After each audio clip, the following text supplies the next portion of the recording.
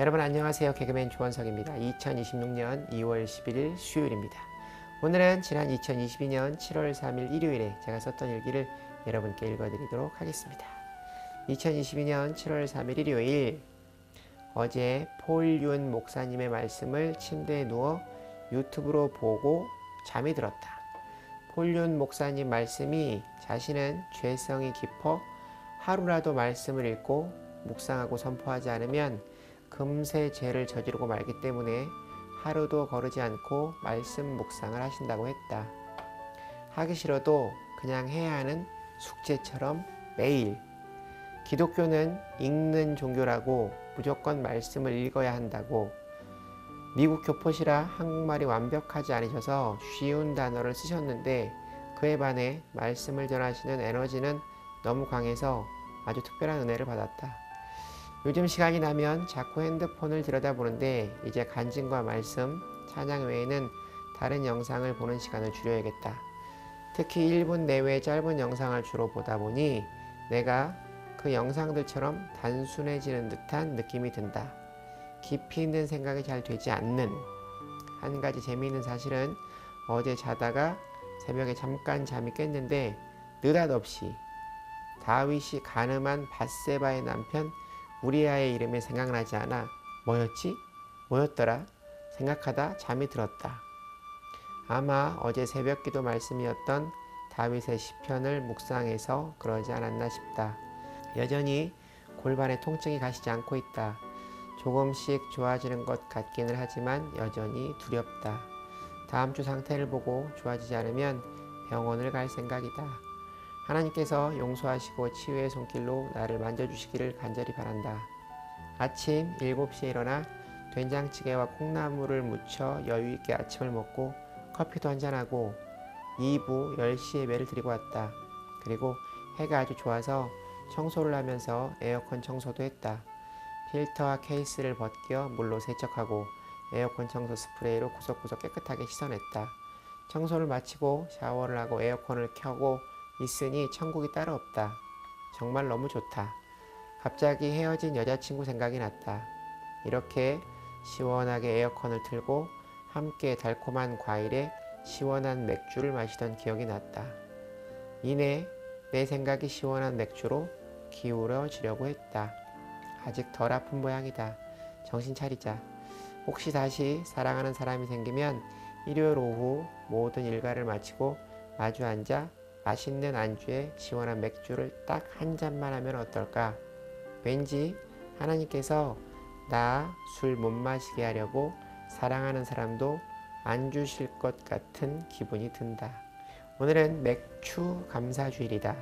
본래는 보리를 추수하는 시즌에 맞춘 감사주일인데 요즘은 그냥 상반기를 마치고 하반기를 시작함에 감사하는 주일로 지키고 있다고 알고 있다. 오늘 조건의 목사님께서 주신 하나님의 말씀은 맥추 감사주일 전심으로 감사하리이다. 시편 138편 1절부터 5절까지의 말씀이다. 성숙한 그리스도인과 미성숙한 그리스도인의 차이는 신앙의 열매를 보면 알 수 있다. 성령의 열매를 맺었는지, 교회 봉사는 잘하고 있는지, 잃어버린 영혼을 구하는 구원 전도에 힘쓰고 있는지, 여기에 성숙한 그리스도인을 알 수 있는 또 한 가지가 있다. 바로 감사이다. 감사함은 하나님에 대한 신뢰 그리고 순종의 표현이다. 감사에는 믿음의 인내가 들어있다.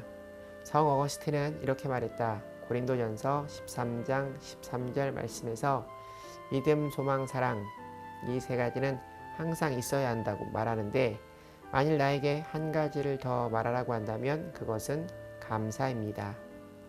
말세에는 이런 일이 있을 것이라고 바울이 예언한 말씀이 있다. 디모데후서 3장 2절 말씀, 사람들이 자기를 사랑하며 돈을 사랑하며 자랑하며 교만하여 비방하며 부모를 거역하며 감사하지 아니하며 거룩하지 아니하며 말세가 되면 점점 감사함이 사라진다. 인생의 성공은 그 소유에 있지 않다. 얼마나 감사하고 어디까지 감사하며 얼마나 감사함으로 충만한 삶을 살다가 얼마나 감사한 마음으로 삶을 마감할 수 있느냐에 있다. 1절 말씀, 내가 전심으로 주께 감사하며 신들 앞에서 주께 찬송하리이다. 하나님의 크신 사랑과 은혜를 잊지 않고 사는 방법은 늘 다윗처럼 하나님의 은혜를 감사하고 찬양하는 것이다. 히브리어로 감사는 기억한다는 뜻이 있다. 그러므로 감사의 뜻은 은혜를 잊지 않고 기억하며 사는 것을 의미한다. 그렇다면 오늘 말씀에서 다윗이 하나님께 감사하는 은혜는 어떤 은혜일까? 여기에 우리가 실천해야 할 신앙의 모습이 있다. 첫 번째, 인자하심의 은혜. 2절 말씀, 내가 주의 성전을 향하여 예배하며 주의 인자하심과 성실하심으로 말미암아 주의 이름에 감사하오리니. 다윗은 자신의 죄를 용서해 주시고 인자와 긍휼을 베푸신 하나님의 사죄의 은총에 감사했다. 다윗은 밧세바 사건을 통하여 간음을 저질렀고 또 그 남편 우리아를 전쟁터의 전방에 내보냄으로 죽인 살인죄를 저질렀다. 하나님은 나단 선지자를 보내셔서 그를 책망했다. 시편 51편에 기록되어 있듯 다윗은 눈물로 회개하고 사죄의 은혜를 받게 된다. 다윗은 하나님의 성품에 관해 시편 103편 8절 말씀을 통해 이렇게 노래한다. 여호와는 긍휼이 많으시고 은혜로우시며 노하시기를 더디하시고 인자하심이 풍부하시도다. 인자하심의 히브리어는 헤세드라는 단어인데 단순히 인자하심의 뜻뿐이 아니다. 헤세드, 언약의 백성들에게 베푸시는 확고부동하고 한결같은 사랑 또는 이유 없이 일방적으로 베푸시는 호의, 그리고 당신의 백성들을 불쌍히 여기심. 성 어거스틴은 이렇게 말했다. 우리는 죄 짓는 것도 하나님의 은혜다. 하나님은 우리의 모든 죄를 알고 계신다. 그때마다 우리를 심판하신다면 아마 살아있을 사람이 없을 것이다. 하나님의 인자하심이 없다면 우리는 죄를 지을 수 없다. 그러므로 죄 짓는 것도 은혜이다. 누가복음 15장 말씀에 탕자가 돌아옴은 탕자의 회개 때문만이 아니었다. 탕자를 끝없이 기다려주신 아버지의 인내심 많은 사랑이 전제되어 있었다는 사실이다. 죄인을 용서하는 무조건적인 수용의 사랑이 있었다. 마찬가지로 오늘 우리가 하나님의 은혜 안에 살아갈 수 있는 이유는 우리 안에 있는 것이 아니라 전적으로 하나님의 인자하신 은혜인 것이다. 두 번째, 다윗이 기억하는 하나님의 은혜는 성실하심의 은혜. 2절 말씀, 성실하심으로 말미암아 주의 이름에 감사하오리니. 조건의 목사님께서 예능교회에 부임하신 지 얼마 되지 않아 40대의 폐암 환자분께서 교인으로 등록을 하셨다고 한다. 신방을 가셔서 무엇을 위해 기도해 드릴까요? 라고 물으니 목사님, 수만 번 길게 쉬는 것이 소원입니다. 라고 말했다고 한다. 목사님은 그분을 위해 간절히 기도드렸지만 그분은 1년 뒤 하늘나라로 가셨다고 한다. 목사님께서는 숨을 길게 쉬는 것이 하나님의 은혜인 것을 그분을 통해 처음 깨달으셨다고 한다. 죽을 뻔했다가 다시 살아나는 것도 은혜이지만 숨쉬고 걷고 볼 수 있는 모든 것이 지금 이대로가 은혜인 것이다. 지구의 자전과 공전, 낮과 밤, 사계절, 그리고 내 몸, 그리고 땅에 햇빛과 비를 내리심으로 열매를 맺어 먹게 해주시는 이 모든 것들이 은혜이다. 변함없는 하나님의 지키심과 돌보심 덕분에 우리는 살고 있다. 내 힘으로는 설 수 없지만 하나님이 나를 붙들어 주실 때 흔들리지 않는 믿음으로 살아갈 수 있다. 시편 37편 23절 24절 말씀, 여호와께서 사람의 걸음을 정하시고 그의 길을 기뻐하시나니 그는 넘어지나 아주 엎드려지지 아니함은 여호와께서 그의 손으로 붙드심이로다.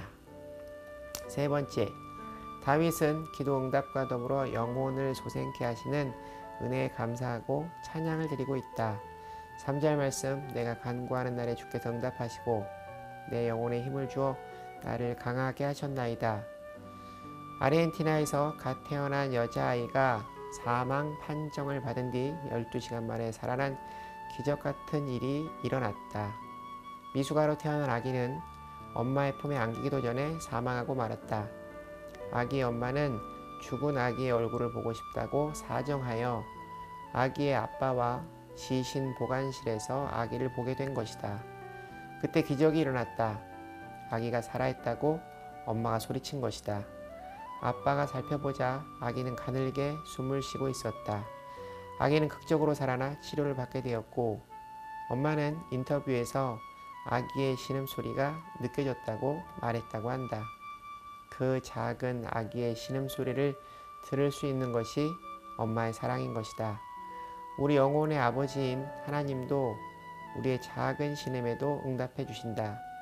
복음성가에 주만 바라볼지라 라는 곡이 있는데 그 가사에 이런 내용이 있다. 하나님 인자한 귀로서 언제나 너에게 기울이시니 어두움의 밝은 빛을 비춰주시고 너의 작은 신음에도 응답하시니 너는 어느 곳에 있든지 주를 향하여 주만 바라볼지라. 때로는 기도할 힘이 없어 엎드려 울기만 해도 그 울음소리에 응답해 주신다. 우리의 인생은 고난을 겪지 않고서는 하나님의 성품을 닮은 진정한 하나님의 자녀가 될 수 없다. 다윗은 수없이 많은 자신의 인생의 고난 속에 기도에 응답해 주신 하나님께 감사와 찬양을 올려드리고 있다. 3절 말씀, 내가 간구하는 날에 주께서 응답하시고 내 영혼에 힘을 주어 나를 강하게 하셨나이다. 하나님께 다윗이 감사 찬양하는 또 하나의 이유는 네 번째, 하나님의 말씀을 들을 수 있는 은혜 때문이었다. 4절 말씀, 여호와여 세상의 모든 왕들이 주께 감사할 것은 그들이 주의 입의 말씀을 들음이오며. 인생은 여러 가지 장애물로 우리를 힘겹게 한다. 인생의 장애물이 없을 수는 없다. 그렇다면 어떤 장애물을 만나도 낙심하지 않고 절망하지 않고 평안할 수 있는 비결은 무엇일까? 시편 기자는 이렇게 고백한다. 시편 119편 165절 말씀, 주의 법을 사랑하는 자에게는 큰 평안이 있으니 그들에게 장애물이 없으리이다. 하나님의 말씀을 사랑하는 자에게는 세상을 이길 수 있는 믿음과 지혜와 영성이 주어지기 때문에 세상에 어떤 장애물이 있어도 그 장애물을 뛰어넘는 평안을 하나님의 말씀을 통해 얻을 수 있다는 말씀이다. 시편 119편 50절 말씀, 이 말씀은 나의 고난 중의 위로라. 주의 말씀이 나를 살리셨기 때문이니이다. 보나르 목사님의 성경 예찬시를 보면 이런 내용이 있다.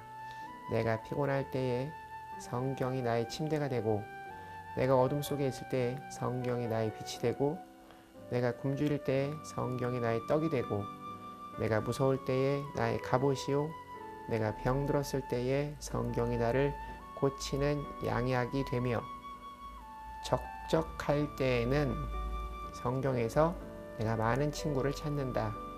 하나님의 은혜에 대한 깨달음이 많았던 다윗은 이렇게 고백한다. 시편 116편 2절 말씀, 내게 주신 은혜를 내가 여호와께 무엇으로 보답할까? 워너 솔미는 1917년 결혼한 지 얼마 지나지 않아 중병에 걸린다. 임파선 결핵으로 3개월의 사형 선고를 받았다. 그의 아내는 임신한 상태였다. 그의 아내는 3개월밖에 못 산다고 생각하지 말고 3개월이나 살 수 있는 기회를 주셨다고 하나님께 감사하자는 말을 한다. 그리고 천금 같은 3개월을 아름답게 만들어가자는 말도 한다. 그는 자신의 생업인 그림을 그리는 일에 기쁨과 감사로 임했다. 그러자 그 병이 씻은 듯이 사라졌다. 주치의사인 존 헨리 박사는 너무나 놀라며 3개월 동안 도대체 무슨 약을 먹었냐고 묻는다. 솔매는 아내가 먹으라고 한 감사라는 약을 먹었다고 말했다. 이에 그 박사는 이렇게 말했다고 한다. 그것이 명약입니다. 감사는 최고의 항암제요. 감사는 최고의 해독제요. 감사는 최고의 치료제입니다. 워너 솔맨이 3개월 동안 자신의 마지막 작품이라고 생각하며 그린 그림이 있는데 이 작품이 바로 헤드 오브 크라이스트이다. 예수님의 얼굴을 그린 이 작품은 너무나 유명한 명화로 손꼽힌다. 감사에는 능력이 있다. 감사하는 사람이 기적을 체험한다. 시편 50편 23절 말씀, 감사로 제사를 드리는 자가 나를 영화롭게 하나니 그의 행위를 옳게 하는 자에게 내가 하나님의 구원을 보이리라. 구소련의 지도자 중 한 사람인 후르시초프라는 사람이 이런 말을 했다. 미국이 세계에서 가장 잘 사는 나라가 된 것은 땡큐를 가장 많이 말하는 나라이기 때문이다. 그들은 심지어 노라고 말할 때도 땡큐를 사용하여 노 땡큐라고 말한다. 이렇게 감사하는 나라와 민족을 하나님은 축복하신다. 밀러라는 사람은 이렇게 말했다. 감사의 역량에 따라 행복의 크기가 결정된다. 2시간 정도 일기를 쓰며 오늘의 말씀을 기록한 것 같다. 일기를 쓰고 나니 해가 지고 저녁 7시가 넘었다. 이 시간이 되면 괜히 쓸쓸해진다. 누구랑 함께 있고 싶다. 하나님, 오늘도 주님 안에서 하루를 살게 해주심에 감사합니다. 사랑합니다. 오늘 일기는 여기까지입니다. 여러분, 오늘 하루도 주님과 함께 동행하는 행복한 하루 되시기 바랍니다. 슈! 여러분, 주님께 돌아오세요.